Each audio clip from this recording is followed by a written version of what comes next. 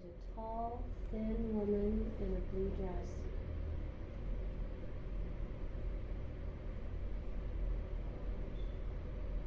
Dark hair.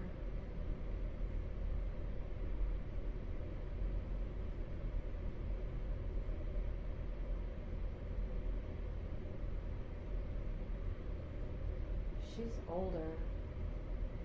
She's not old though. She's 40s. She's late 40s, early 50s.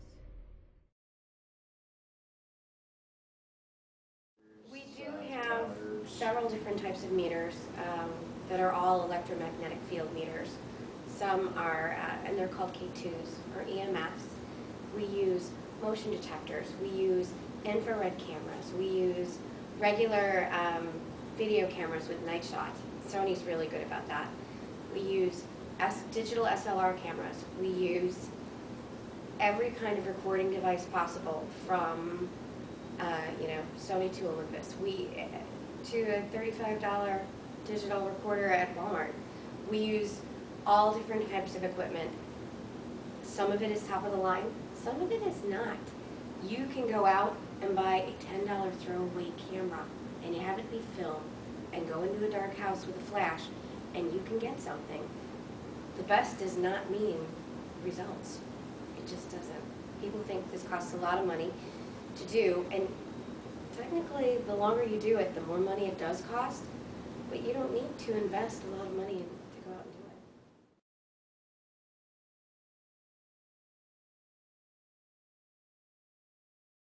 do it. You know,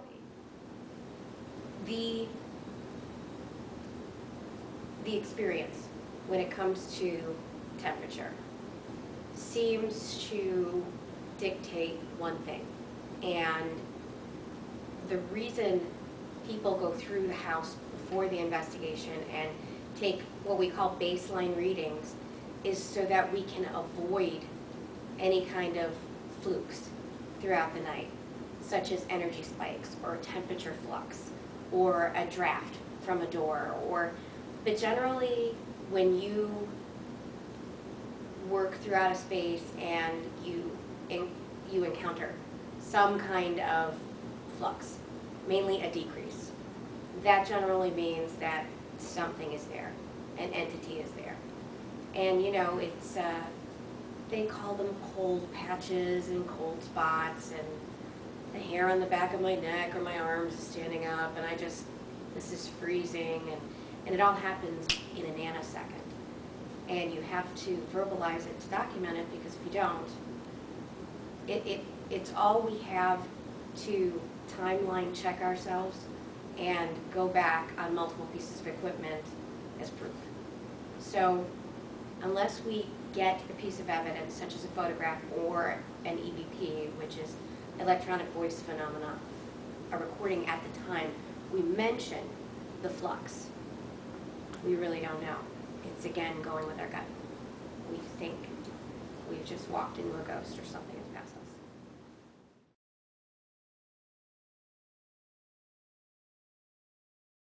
I believe, personally, that there are many dimensions that exist at the same time. Are we the only beings in the solar system? No. That would be ego. That would be ludicrous to believe. There will be life here long after we're all gone. And I think that history will repeat itself. And I think that there are many different labels for up and down, but I wouldn't call them heaven and hell. I believe in reincarnation. I believe in one higher power. And whether you want to call it God or Buddha or Yahweh or anything, it doesn't matter what you call it. It's there. And that's faith. That's the belief.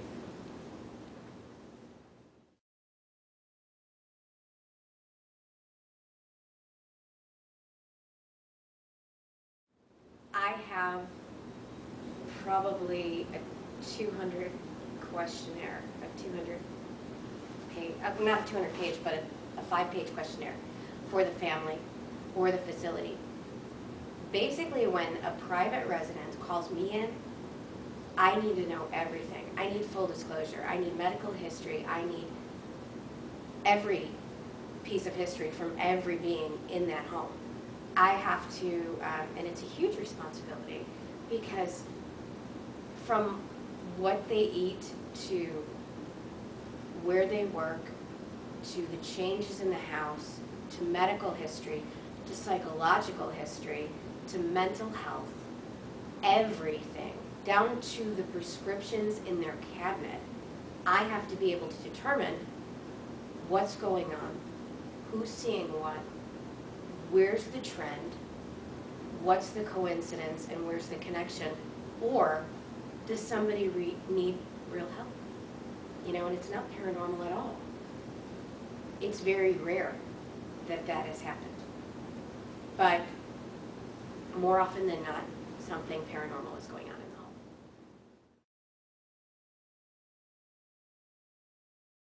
The most interesting home I have ever experienced had to do with a woman and her son who had recently remarried.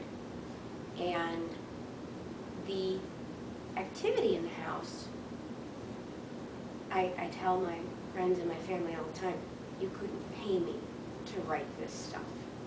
And it was on screen. If I had Warner Brothers on speed dial, I would have called them, because what I experienced in the house was nothing short of Blair Witch, The Exorcism, all rolled into one.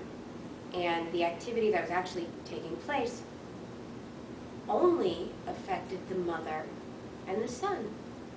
And while this was going on, the husband was laying on the couch, didn't care about anything. And that was a huge red flag.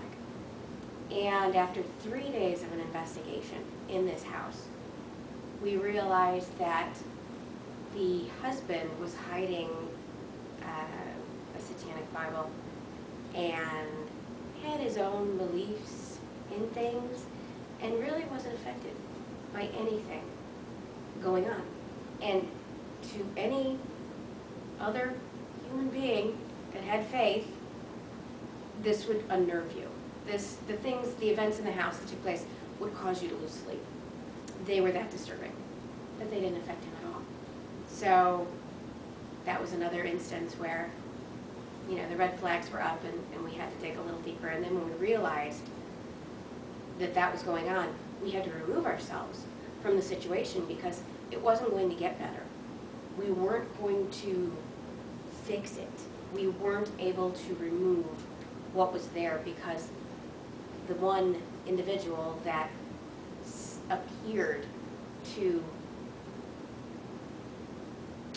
let's say, encourage the kind of behavior that was going on was still going to be there and still going to be the same person. So at that point, we had to protect ourselves, and we had to leave.